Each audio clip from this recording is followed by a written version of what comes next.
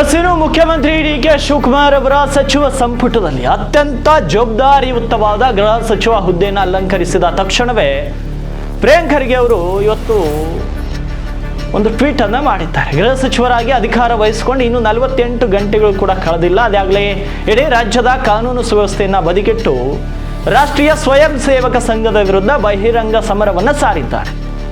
ಈ ಎಕ್ಸ್ ಖಾತೆ ಇರುತ್ತಲ್ಲ, ಅದರಲ್ಲಿ ಪೋಸ್ಟ್ ಮಾಡಿರುವವರು RSS ಸಂಘಟನೆಯ ನೋಂದಣಿ ದಾಖಲೆಗಳನ್ನು ಸಿದ್ಧವಾಗಿಟ್ಕೊಳ್ಳಿ ಅಂತ ಪರೋಕ್ಷವಾಗಿ ಎಚ್ಚರಿಕೆಯನ್ನು ನೀಡಿದ್ದಾರೆ. ಪ್ರಿಯಾಂಕ್ ಖರ್ಗೆ ಅವರೇ, ಇಂದು ನಿಮ್ಮ ಈ ಒಂದು ಟ್ವೀಟ್ ಇದೆಯಲ್ಲ, ಅದನ್ನು ನೋಡಿದರೆ ಈ ರಾಜ್ಯ ಜನತೆ ನಿಮಗೆ ಗೃಹ ಇಲಾಖೆ ಅಂತ ಅತ್ಯಂತ ಸೂಕ್ಷ್ಮ ಜವಾಬ್ದಾರಿಯನ್ನ ಈ ರಾಜ್ಯದ ಜನ ನೀಡಿದ್ದು ಯಾಕೆ ಗೊತ್ತಾ? ಹೌದು, ನಿಮ್ಮ ಕ್ಯಾಬಿನೆಟ್ ಅಲ್ಲಿ ನಿಮ್ಮ ಹೈಕಮಾಂಡ್ ನೀಡಿರ್ಬೋದು, ಆದರೆ ಅದ್ರ ಮೇಲೆ ಜನ ಯಾಕೆ ಅಷ್ಟೊಂದು ಆ ಜವಾಬ್ದಾರಿ ಗೊತ್ತಾ? ಒಬ್ಬರ ವಿರುದ್ಧ ರಾಜಕೀಯ ದ್ವೇಷ ತೀರಿಸಿಕೊಳ್ಳುವುದಕ್ಕಲ್ಲ,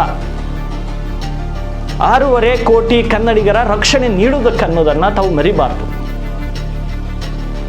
ಇವತ್ತು ಗೃಹ ಸಚಿವರೇ, ನಿಮ್ಮ ಅಧಿಕಾರದ ಅಮಲಿನಲ್ಲಿ ನೀವು ಮರೆತಿರುವಂಥ ಕೆಲವೊಂದು ಕಟ್ಟು ಸತ್ಯಗಳನ್ನು ಇವತ್ತು ನಾವು ಪಾಯಿಂಟ್ ಟು ಪಾಯಿಂಟ್ ಆಗಿ ಒಂದೊಂದಾಗಿ ನಿಮ್ಮ ಮುಂದಿಡುವಂತಹ ಪ್ರಯತ್ನವನ್ನು ಮಾಡ್ತೇವೆ. ಪ್ರಿಯಾಂಕ್ ಖರ್ಗೆ ಅವರೇ, ನೀವು ಇಡೀ ಕರ್ನಾಟಕ ಸರ್ಕಾರಕ್ಕೆ ಮತ್ತು ಇಡೀ ಕನ್ನಡಿಗರಿಗೆ ನೀವು ಗೃಹ ಸಚಿವರು. ಕೇವಲ ಪ್ರಿಯಾಂಕ್ ಖರ್ಗೆ ಅವರು ಕೇವಲ ಕಾಂಗ್ರೆಸ್ ಪಕ್ಷದ ಕಾರ್ಯಕರ್ತರಿಗಷ್ಟೇ ಗೃಹ ಸಚಿವರಲ್ಲ, ಅಥವಾ BJP ಪಕ್ಷವನ್ನ ಅಥವಾ BJPಯನ್ನ ಟಾರ್ಗೆಟ್ ಮಾಡಲು ನಿಮ್ಗೆ ಆ ಕುರ್ಚಿ ಸಿಕ್ಕಿಲ್ಲ.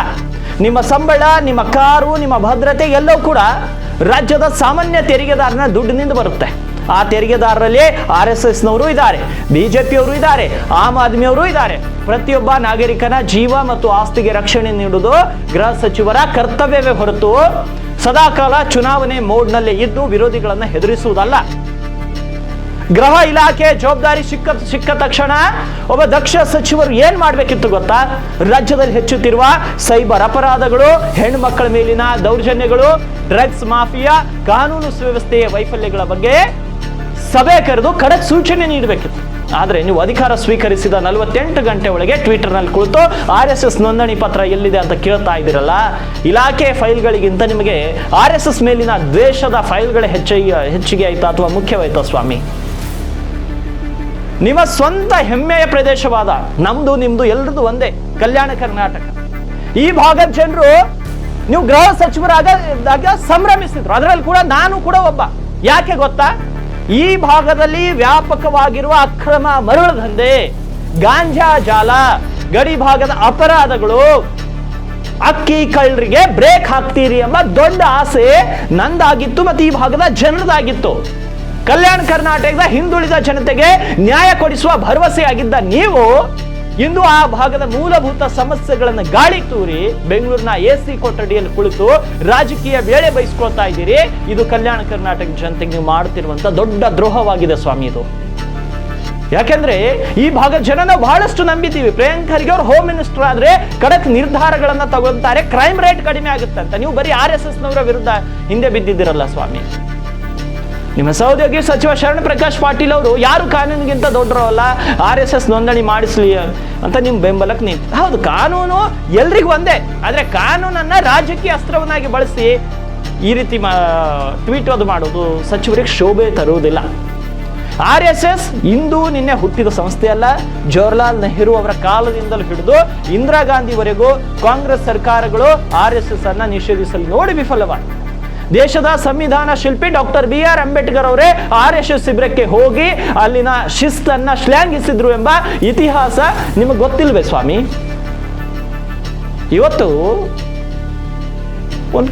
ಇವತ್ತು ನೋಡಿ, ಭಾರತದ ಇತರ ರಾಜ್ಯಗಳು ಏನನ್ನು ಚರ್ಚಿಸ್ತಾ ಇದೆ, ಆದ್ರೆ ನಮ್ಮ ಕರ್ನಾಟಕದ ಗೃಹ ಸಚಿವರು ಯಾವ ಮಟ್ಟದ ಚರ್ಚೆಯಲ್ಲಿ ತೊಡಗಿದ್ದಾರೆ.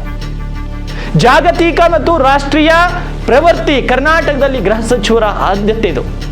ಅಮೆರಿಕ ಮತ್ತು ಯುರೋಪ್ ಪೊಲೀಸ್ ವ್ಯವಸ್ಥೆಯಲ್ಲಿ AI ಹೇಗೆ ಬಳಸಿ ಅಪರಾಧಗಳನ್ನ ಮುನ್ಸೂಚನೆ ಮುಖಾಂತರ ತಡೆಯುವ ತಂತ್ರಜ್ಞಾನ ಅಳವಡಿಸ್ತಾ ಇದ್ದಾರೆ.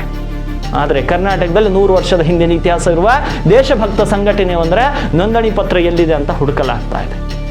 ಭಾರತದ ಇತರ ಪ್ರಮುಖ ರಾಜ್ಯಗಳಲ್ಲಿ ಸೈಬರ್ ಕ್ರೈಮ್ ಅನ್ನ ತಡೆಯಲು ವಿಶೇಷ ತರಬೇತಿ ಪಡೆದ ಹೈಟೆಕ್ ಪೊಲೀಸ್ ಪಡೆಗಳನ್ನ ಮತ್ತು ಇಂಟರ್ನೆಟ್ ಸುರಕ್ಷತೆ ಕಾಯ್ದೆಗಳನ್ನ ಜಾರಿಗೆ ತರಲಾಗ್ತಾ ಇದೆ. ಕರ್ನಾಟಕದಲ್ಲಿ ಗೃಹ ಸಚಿವರು ಸಾಮಾಜಿಕ ಜಾಲತಾಣಗಳಲ್ಲಿ ವಿರೋಧ ಪಕ್ಷದ ನಾಯಕರಿಗೆ ಸವಾಲು ಹಾಕುತ್ತಾ ಕಾಲಹರಣ ಮಾಡ್ತಾ ಇದ್ದಾರೆ. ಉದ್ಯೋಗ ಸೃಷ್ಟಿ, ತಂತ್ರಜ್ಞಾನ ಆಧಾರಿತ ಭದ್ರತೆ ಮತ್ತು ಶಾಂತಿಯುತ ಹೂಡಿಕೆಗೆ ಪೂರಕ ವಾತಾವರಣ ನಿರೀಕ್ಷೆ ಇತ್ತು ನಮಗೆ. ಆದರೆ ಕರ್ನಾಟಕದಲ್ಲಿ ಏನಾಗ್ತಾ ಇದೆ? ಅನಾಗತ್ಯ ಧಾರ್ಮಿಕ ಮತ್ತು ಸಾಂಸ್ಥಿಕ ಜಟಾಪಟಿಗಳನ್ನ ಸೃಷ್ಟಿಸಿ ಸಮಾಜದಲ್ಲಿ ಅಶಾಂತಿ ಮತ್ತು ಗೊಂದಲದ ವಾತಾವರಣವನ್ನ ನಿರ್ಮಾಣ ಮಾಡ್ತಿದ್ದಾರೆ.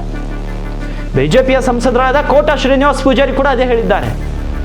RSS ಎಂದಿಗೂ ವೈರಿ ರಾಷ್ಟ್ರ ಪಾಕಿಸ್ತಾನಕ್ಕೆ ಜೈ ಅನ್ನುವ ಸಂಸ್ಥೆ ಅಲ್ಲ. ಅದು ದೇಶದ ಆಪತ್ಕಾಲದಲ್ಲಿ, ಪ್ರಕೃತಿ ವಿಕೋಪಗಳ ಸಂದರ್ಭದಲ್ಲಿ ಮುಂಚೂಣಿಯಲ್ಲಿ ನಿಂತು ದೇಶದ ಜನರ ಸೇವೆ ಮಾಡುವ ಸ್ವಯಂ ಸೇವಕರ ಸಂಘ.